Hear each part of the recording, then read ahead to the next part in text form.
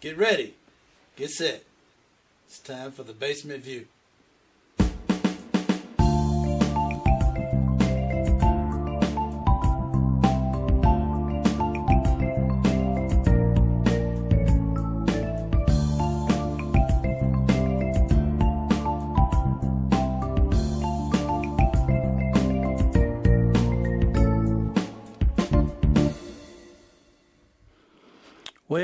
Well. Hey, how's it going? Everybody here? Everybody happy? It's me, back Friday the 7th. Man, right here on the Basement View. I gotta tell you, I'm happy as hell. Made it through the first week. Hey, what's going on, Charles? Hey, man, made it through the first week of February here. Happy as I don't know what. Happy as I don't know what. I ain't lying.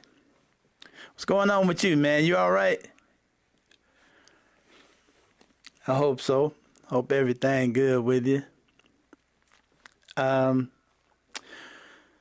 just glad to get through this first week, man.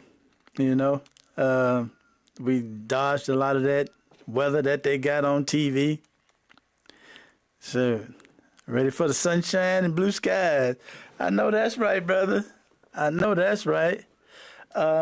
Subscribe for me, y'all, and hit that thumbs up. And if you hit that bell thing, it'll let you know when I'm on the air. So, excuse me. Hey, James, what's going on? Friday. That's right, Ronnie. Absolutely. Man, thank goodness. There's a lot of craziness going on. To start with, a little update. For those who know the situation. Hey, Carmen. For everybody that know the situation, the antenna is no longer hanging over my house. Okay? Thank goodness. Hey, Lisa, what's shaking? Nothing but the trees and the micro weenies, huh?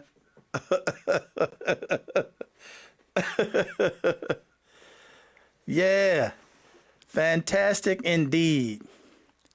It took one phone call to the owner. I don't know if you recall, but I mentioned I had never actually talked to the owner. I was always talking to his contractors. And a couple weeks ago, they were up there putting that roof on and told me again they would take it down. And they were there 2 weeks and still left that damn thing hanging over my house. And now I've been trying to figure out why between July of last year and today they would not take that antenna down. Yeah, Charles, that's what was going on today. Yeah, I spoke to the owner. I left him a message yesterday, and he called me back, and he told me when I talked to his tenant the other day, she called him and told him about it. And so when I left him that message, he called the contractor and he called me back and said that they will have it down by this evening. And it was down this morning. Took one call to him. Okay?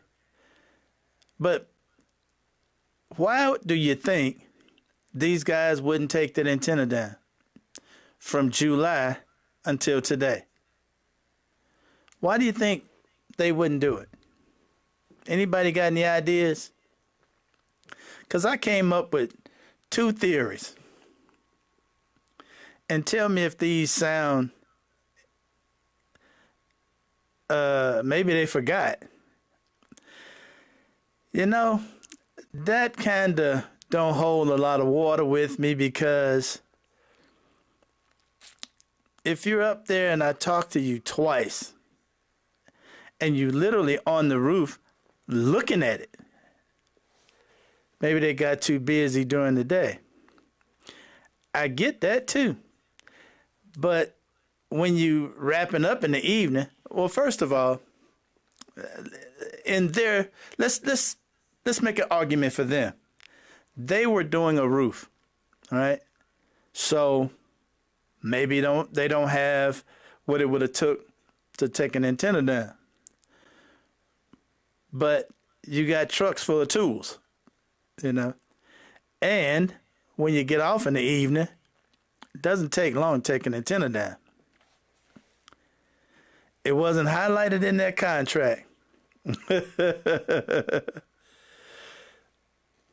Could not be because you were black. Don't say it. That was not what I was going to say. Oddly enough, I was not going to play the race card. You know, were they white? Yes. But I wasn't going to play the race card. My two theories was, A, just being jackasses about it. There's a lot of people out there that are just jackasses, and they got a kick out of pissing me off about it and blowing it off. You know, it just simply wasn't important.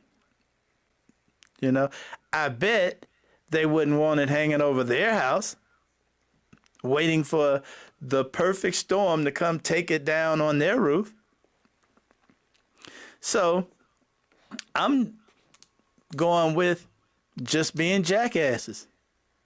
Now, the second theory I got is, what if it was a big joke and they all made this, you know, inside bet amongst themselves, betting on how long it would be before a storm actually took it down. And that's the side that some of my solar panels are on, and it would have really crashed into my solar panels and damaged them. And I'm wondering, you know, did they have a little bet going, waiting to see how long it would take to happen? You know, those are my two theories. I didn't want to say because I'm black. I didn't want to say that. Could have been it. I was trying to stay away from that one. You know, sometimes it's just face value. Sometimes they are just jackasses, because it did not take long to take that thing down at all. They could have took it down when they got there first thing in the morning and then went on the roof and started doing the roof, you know. And thank you, Carmen. I'm glad it's down too. So, and as fast as they took it down today, that was one call from the owner, okay? The owner made one phone call and it's down. So, and the funny thing about it is, last summer, when the contractor and I was standing out there talking about it, the owner was on the phone and told him to take care of it. And from July till today, it hadn't been done. So, yes, I'm glad it's down. That's one worry I don't have now. All right. Next up, good old U.S. Steel. Trump turned his back on him today. You know, during the campaign, he said he was against U.S. Steel being sold to Nippon Steel. Shout out to Project 2025. They doing the damn thing. Gutting departments that serve and protect us, and selling out America on the open market. You know what? Absolutely. That's just what I was about to say. You took the words right out of my mouth, James. Yeah, old Trump. I guess Japan pitched in the donation pot, and they announced today that he was behind them buying U.S. Steel. Now, he came out and said Nippon is not buying U.S. Steel. They're just going to invest $14 billion in it. Now, I don't know about you, but anything I put $14 billion in, I'm going to own. Okay? So, yes, apparently America is for sale, y'all. So if you got a few million you to spare, you want to buy something, you know, holler at your boy. He'll sell it to you, you know. So America is for sale. Okay. Took him 2 weeks to backtrack on being against the sale of U.S. Steel. 2 weeks. Okay. Carmen, that's a very good question. How do you invest $14 billion in something you're not buying? That's a good one. That was the original purchase price. Yeah, that's what that was, all right. And the sad part about it is Cleveland Cliffs, an American company, wants to buy it. And because they didn't top the offer from the Japanese, America is all about that money, of course. There you have it. So I think Cleveland Cliffs is American. I think they started out American Mining. I think so. Yeah. Anyway, that's apparently where we are. America is on the chopping block, and be careful where you're standing, because that spot you stand in might get sold at any time. Also, to those in the mill, you know, things about to get a little different for you, because the Japanese run their companies a little different. So be prepared. So there we go with that. You know, I kind of had hoped he stuck to his word on that, but I guess you really can't expect him to keep to his word, huh? You know, Eddie, unless he tell you he plans to rape, rob, and pillage. If he tells you that, you can believe him, okay? Because he did tell us that. All right. So one other thing I want to do this evening is I want to have a look at what the Arabs had to say after they supported him in this election. Okay, we heard from the Venezuelans and what they thought. So let's have a listen to what some of the Arabs had to say. Let's check it out. President Trump's Gaza plan is also upsetting some of the Arab Americans who voted for him. A number of those voters are in Dearborn, Michigan, the city with the highest percentage of Arab Americans in the U.S. They flipped to Trump in 2024, partly to protest President Biden's handling of the crisis in Gaza. Nikki Batiste asked people there how they are feeling now. What do you think your headline will be this week? Gazans will not leave their country. Osama Sablani's Arab American newspaper has shared the stories of the country's largest Arab community for 40 years. We have expected from Donald Trump the worst, but he is shocking us of how worse he can be. Here in Dearborn, Michigan, the Democrat usually wins. But last November, President Trump captured more than 40% of the vote to Vice President Harris's 36%. Part of her loss was due to people not voting for either major party. Sablani says he didn't vote for anyone, but blames Democratic candidates for the rare results. The vote for Trump was not really a vote for Trump.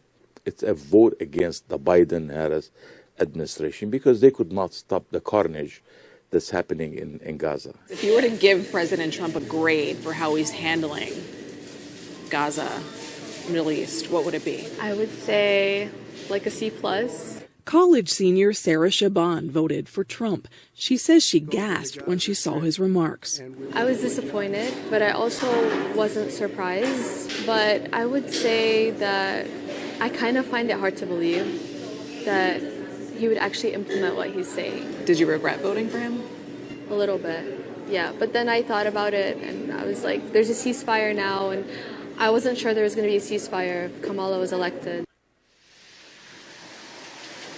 Trump became the first Republican presidential candidate to win this city in more than 2 decades. Congresswoman Rashida Tlaib, who represents Dearborn and is the only Palestinian American in Congress, blasted Trump's comments and said Palestinians aren't going anywhere. Vlad? Now, check this out. Did you hear it?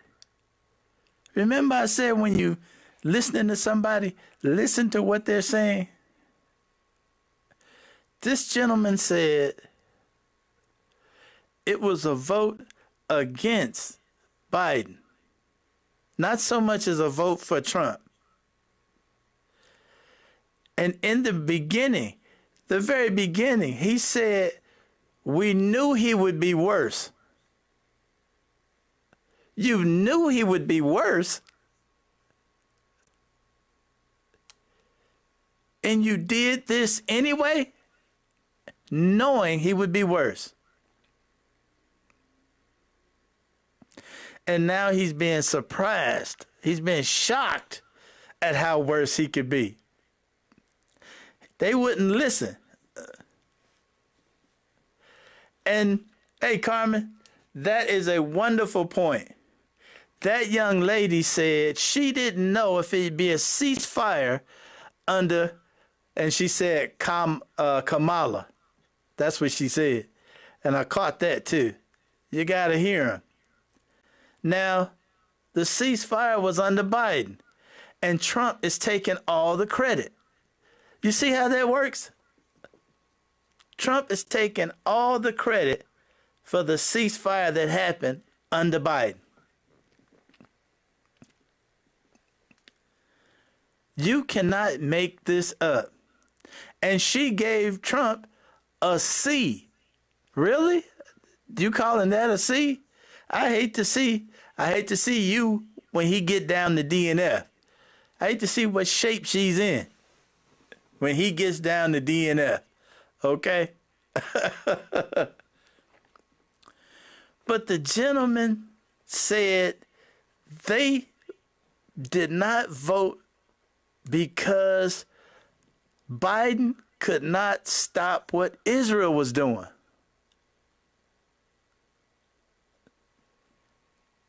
Why do you make that Biden's fault? I don't get it. I don't get it. Somebody help me with this, because I don't get it.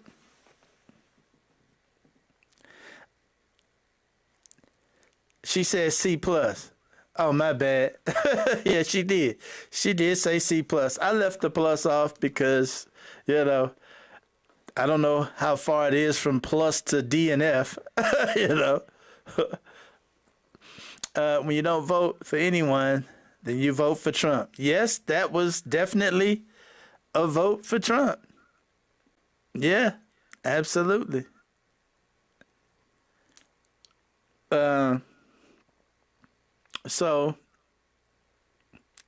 But the thought process that gets you there, I'm going to vote for the other person, or I'm not going to vote at all. I know the other person is worse. Somebody work that out for me. Work that thought process process out for me. Help me out with this. Okay? I'm not getting it. The people who are trying to help me, who just can't get what I want done right now, I'm not going to vote for them.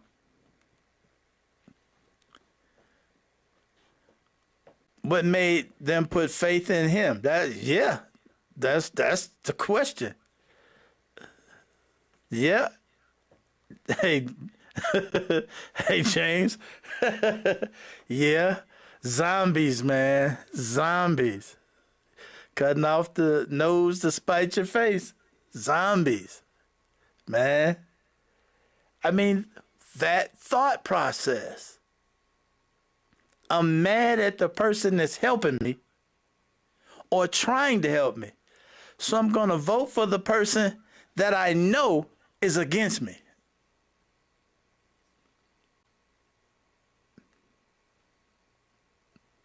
Let's hear from another gentleman I thought was interesting. An interesting reply to Trump's ideas. Let's have another look. Prince Turki, welcome to the program. You have been digesting what came from the White House last night. You probably heard the view from Ramallah. So is there going to be a united Arab front against this Trump vision? Thank you, Ms. Amanpour, for inviting me. After hearing Mr. Barghouti, I really don't know what to add to what he said, other than to say that what came out of Mr. Trump is not digestible. I respectfully decline to add more disrespectful comments to that. But it is a fantasy to think that ethnic cleansing in the 21st century can be condoned by a world community that stays on its behinds and does not respond to that. The problem in Palestine is not the Palestinians. It is the Israeli occupation. And this has been clear and understood by everybody. Hence, you have United Nations resolutions calling for the quid pro quo of land for peace from 1967 until now. The Arab Peace Initiative, of course, is based on that and offered Israel not only diplomatic relation, but all of the things that Israel wanted, from trade, from normalization, etc., in return for the establishment of a Palestinian state with its capital in East Jerusalem. All of these things were American policy until this latest wording that Mr. Trump has chosen to use in claiming that he wants to better things, when actually it is going to turn things into more conflict and more bloodshed. Can I draw on your long years of experience? You were Saudi ambassador to America. What would you be telling your capital, your king, in a cable, had you been in Washington last night in that position and listened to what came from the podium? How would you have explained it? Well, I can tell you I'm glad I am not in that position, because there is no way that I can explain it. It comes out of the blue, and it is totally based on, as Mr. Barghouti said, on the Israeli position of ethnic cleansing. As you mentioned yourself, Mr. Ben-Gvir, who is the ultimate ethnic cleanser in Palestine, he's been saying this for the last 2.5 years since he joined the government. And now he's justifying what he said by the words of the American president. That is unacceptable. So what then is the next step? We've had everybody, from your capital to the neighboring countries, which Trump expects to take these, millions of Palestinians, reject this out of hand, say that it's illegal. We've heard the president of the Palestinian Authority. What do you think is the next step? What do you think is going to happen? I'm not in government, so I don't know what my government will propose, but I would expect that there will be collective action on the part not only of the Arab but Muslim world as well, along with Europeans and other countries that believe in the two-state solution, to take up the matter, and where else but go to the United Nations. And this is the only arena where things like that can be discussed. Unfortunately, with the American veto, I cannot expect that there will be much success in passing any resolutions. But nonetheless, it will show that the world is opposed to this mad ethnic cleansing plan that the American president has proposed. You're a really smart person and understands, sometimes things are said and they may hide a different meaning. Do you see is there any negotiating strategy here that you see that Trump might claim or his acolytes might claim? I have no idea, and I cannot see anything other than a blank wall in front of me of total acceptance of the Israeli position by the American government. It's not only the president. We've heard also supporting calls from senators and congressmen and other of the American strata of politics supporting this call. So that is the unfortunate position of a whole structure that has been built in the past years in support of Israel. Well, now, I don't know about you, but that gentleman used the words ethnic cleansing. And he used those words a couple of times. And when you use the words ethnic cleansing, and then you add into it that the Arab world, along with the Muslims, when you put them two together, you really kind of trying to get a message out, okay? You're really trying to get a message out when you use those particular words. Yeah, James, that's what it is. But you won't hear anybody over here use the words ethnic cleansing. Okay? That's what it is, though. That's what they see it as. And trust me, the two-state solution has always been the answer. That's always been the answer. And there has been agreement after agreement after agreement. And the Israelis have always been the problem. Okay? Now, of course, you got Hamas, which acts up. But they typically only act up due to something Israel has done. Okay? These people ain't bullshitting. Okay? Isn't that what Hitler did? That is absolutely what Hitler did. Okay? That's why I make the point, when they start using the words ethnic cleansing, you typically didn't hear that term in conjunction with something America was involved in. America has not been associated in my history with ethnic cleansing. Okay? So this dude better kind of chill with some of these weird ideas he got, because there's a lot of those people in America right now. Now, you want to start talking about taking people out of their land, and where have we heard that before? Where have we heard that before with America talking about taking somebody out of their land? America was always a melting pot. Yeah? Long as we've been alive anyway. But there was a time when America didn't have no problem taking somebody else out of their land, huh? And here we are in 2025 talking about taking somebody out of their land. Now, these people ain't the kind of people that take that shit lightly. Okay? I'd be willing to bet there are some people, some really serious people right now talking some serious stuff because this guy is saying the wrong things. Understand something. Here in America, we can listen to this dude bloviate like that, and a lot of people blow it off and he's an idiot, you know.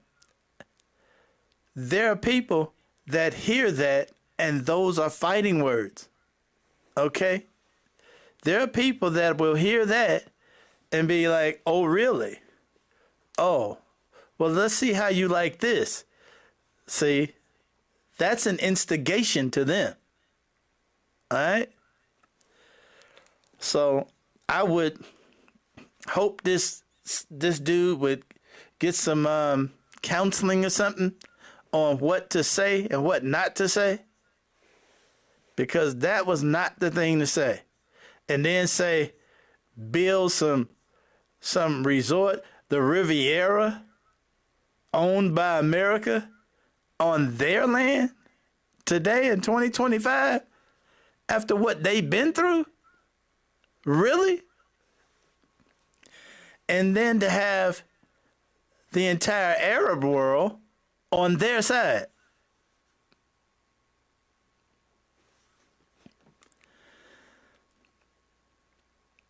I hope this dude gets some counseling on stuff that you should and should not say, you know, because that's just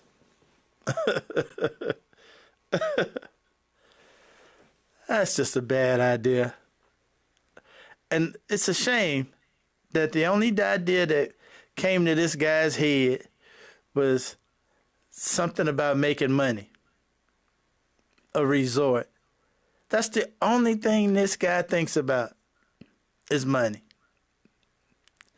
Which is how U.S. Steel got sold down the river today. So, there we have it. So, we understand what the Arabs think. They fucked up. Okay? Can't unring the bell. What's done is done. So, we got to deal with it.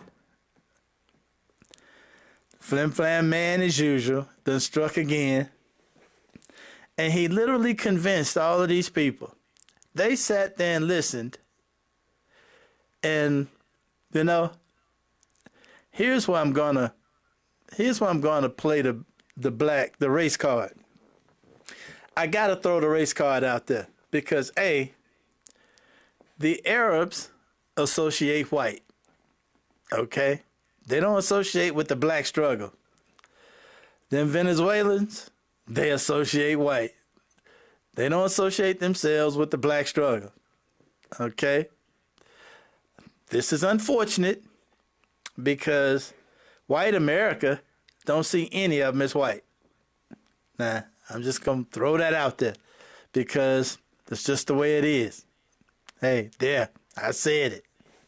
So, there it is. And they thought they was going to go with these white folks telling them, don't worry about it, we got your back.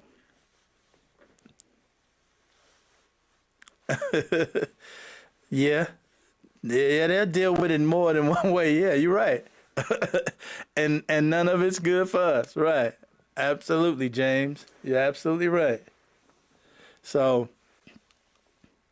unfortunately, this is the position we find ourselves in, and we'll see. Now, I'm going to tell you, keep in mind, we in a position where there's only two solutions.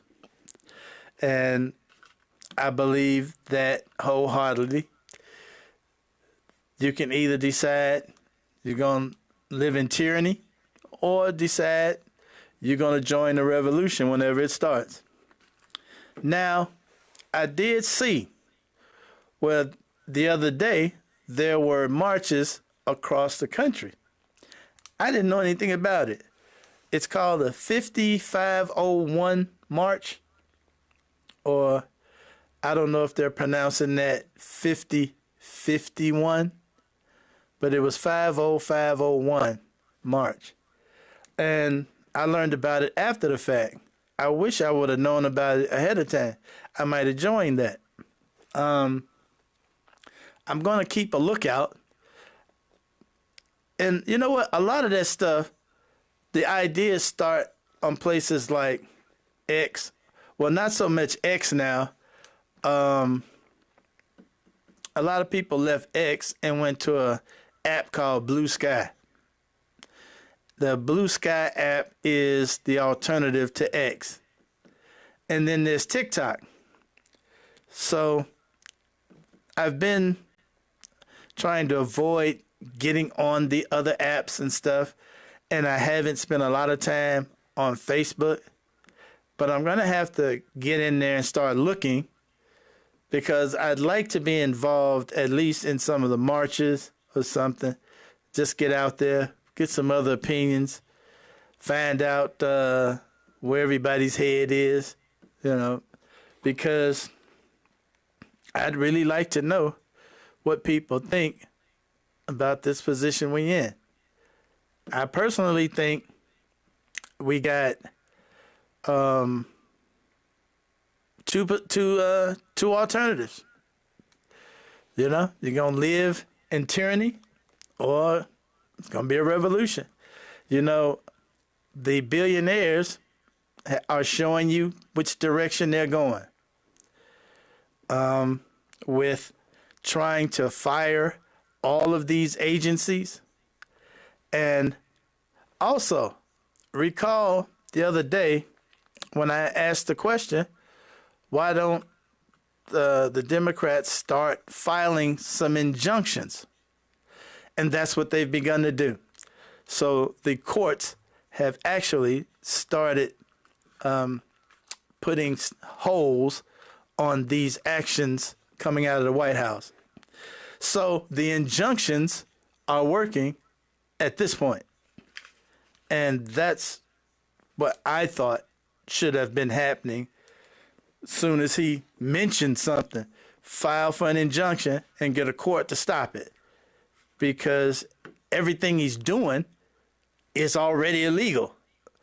You don't really have to be a scholar to know the stuff he's doing is illegal. So, and I think their idea is they just gonna put it out there and just run us over with it, So apparently the injunctions are working so far, and I heard a lot of attorney generals are lining up to just fire off suits as this stuff comes out. So that's a good thing. That's holding right now. All right. So just wanted to talk about that a little bit. I want to hit on one thing that I talked about now, and that was buying body armor. And I ran across a story of a guy in Michigan. I think it was Detroit. I'm going to run that by you right now. I'm going to run this video, and pay close attention to this video. Okay? It's very important. I just saw it, and I thought I'd spend a few minutes on it. So have a look.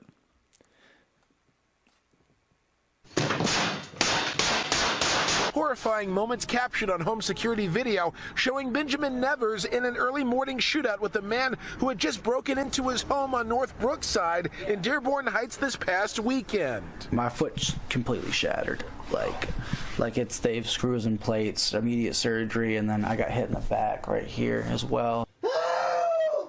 That's Benjamin's girlfriend in the bed and in shock.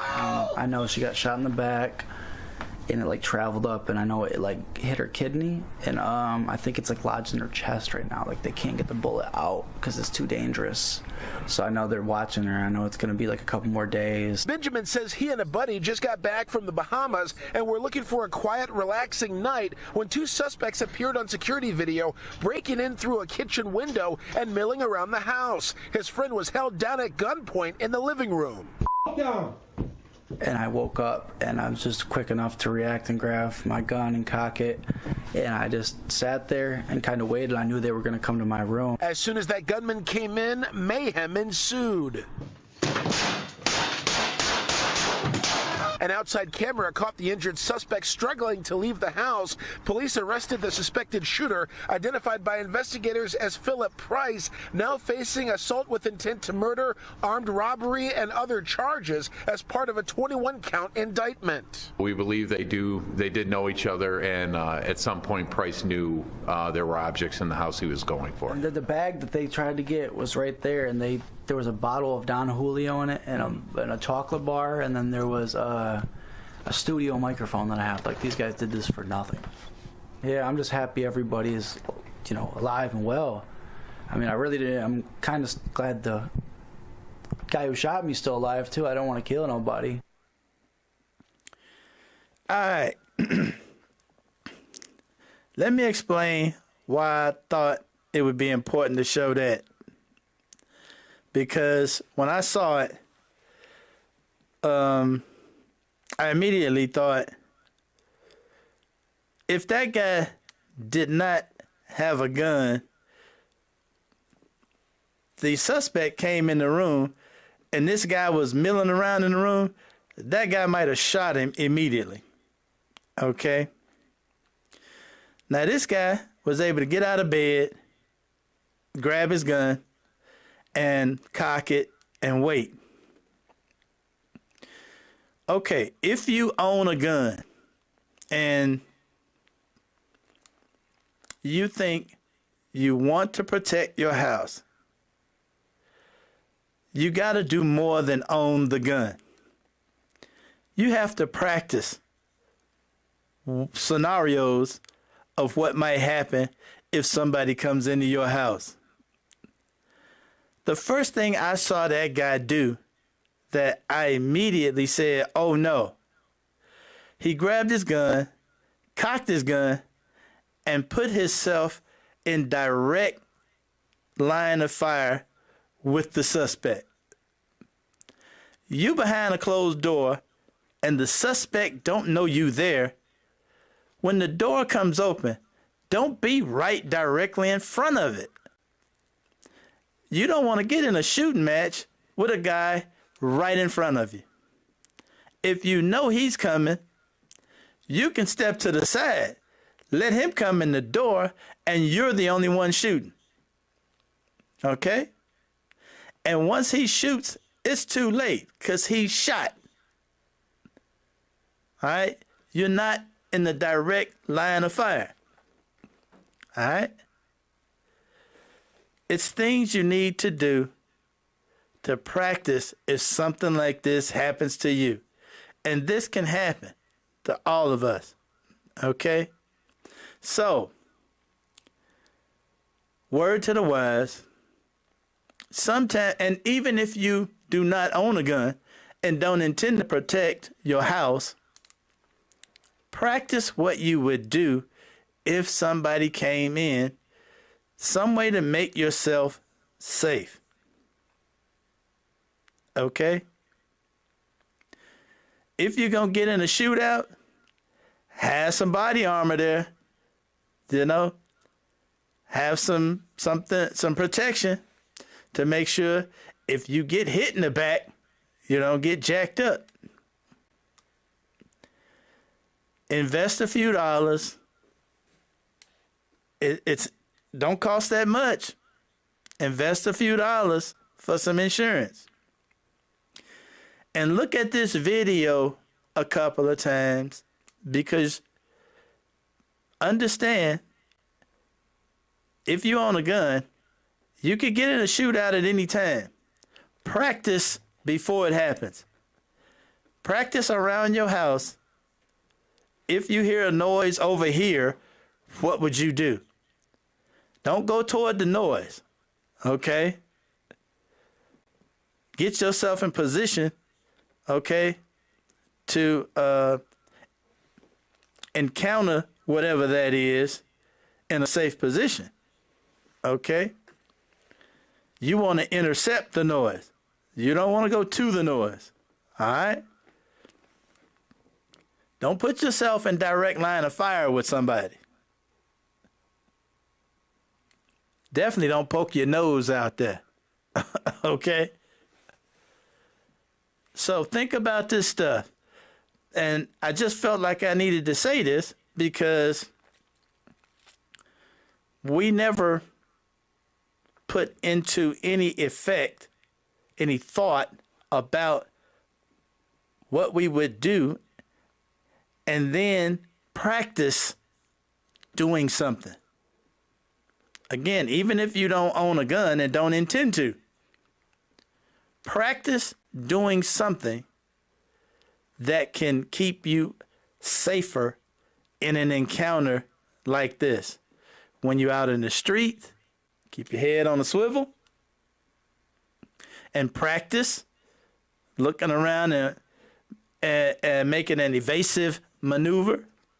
And when you're in the house, set up a spot in the house that might be able to keep you safe. Okay? That's all I wanted to say on that. Just thought that was important. That video caught my attention. Luckily, that dude, he did have a gun. He cocked his gun, stood there and waited, and started shooting. Okay? And hey, it saved his life. It saved his life because he got one off first. Now, unfortunately, he was in direct line of fire, and I don't know why he didn't wake his girlfriend up and tell her to roll over out of the bed. You know, I don't know. He didn't have time to think. You know, they didn't have a plan. So, have a plan, okay? And again, this goes for people that don't own firearms too. Have a plan, all right? I tell you what, I know every inch of this house, and I know where to be if I hear a certain noise going on. I already know what I'm going to do. So, think about it. All right. Again, I messed around and went to running my mouth again. Hey, my bad. I'm sorry.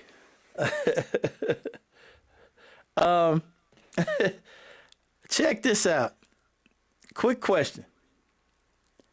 Has anybody ever heard of the balloon pop dating? Anybody heard of that? That is a thing they got going on social media. There's a lot of different influencers on social media that have these situations set up where there's a row of women or either a row of men, and they do a balloon pop. They introduce one person that may be ready to date. Ronnie, you heard of it. Okay. I'm going to start showing a couple of them from time to time because I never really paid them any attention, but lately I did. And some of the things you hear will trip you the hell out. So just a heads up. I'm going to start showing a couple of them just for the shits and giggles because, you know, there'll be one guy and they'll introduce him to, there's 4 or 5 women and they all have a balloon and you step out and some may pop their balloon, some may not, yada, yada, yada. You know, it's an interview thing. And I thought they were interesting. And I'm going to ignore what you just said, Ronnie. Oh, hell no. Some of the stuff that I've heard these women say to these guys, and some of the stuff I've heard the guys say to the women, I'm like, really? That's the dating scene now? Man, the word superficial comes to mind quite a bit. So I'm gonna take a little time in the evenings and play a couple of them. Might play one right now. I got time. I'm gonna play one. Let me see if I can find one. I think I got one on here. Let's see. There's one. Let's check it out. Maybe two. Do you have any kids? No kids. My ex had 4, so I'm trying to. It's kind of a big number. Why'd you pop? I know it's an unpopular opinion, but me, I typically don't like dating men without children, especially after a certain age. I just think it's weird, you know, and I have a child and I love children and God only gave me one, so I want to be with someone who has children. I've never dated a man that didn't have children. And it's a deal breaker than the average woman. Gotcha. So a man without children is weird to you? After a certain age, yeah. I feel like after a certain age, you don't have no children. It's just strange to me. You know, like nobody owed you. Nobody took them genetics. You know, like I think it's strange. You know, so it's a personal preference. Okay. And why'd you pop your balloon? As she talked a little more, I thought about the fact that I don't want any other kids, and I do only have one kid. So I think I would rather someone who had a kid already, just because I don't want to have any more, and I wouldn't want to date anybody who didn't have kids because they probably want kids. Gotcha. Okay. I guess that makes me weird, huh? You know, speaking for those of us that don't have kids, I guess that makes me weird. You know, I got time. I'm gonna play one more of them right quick. Before coming here, what made you assemble this outfit that you had on? So I was here prior, and I'm not gonna lie, my feet hurt like a motherfucker. So I knew I was going to wear tennis shoes, firstly. Secondly, I made sure I didn't wear makeup on purpose. I made sure I was dressed casually on purpose because I want you to focus on what I'm talking about and not everything else that men normally zone in on when they're meeting a woman. Mm-hmm. Yeah. What's your sign? I'm an Aquarius. Ooh. All right. So, why'd you pop? I've had bad misfortune with the last 3 Aquariuses. Damn. So I gotta try my fortune somewhere else. All right. I understand. All right. Can I ask what's your sign? I'm a Taurus. Absolutely not. So he wouldn't have been your type if he hadn't popped? I mean, I would have found that out later. I create my own universe, you know. We might have been able to, you know, he might be graduated from those Taurus type. So if he approached you for a date, you would most go out definitely. with him? All right. Yeah, you look good. All right, that's nice.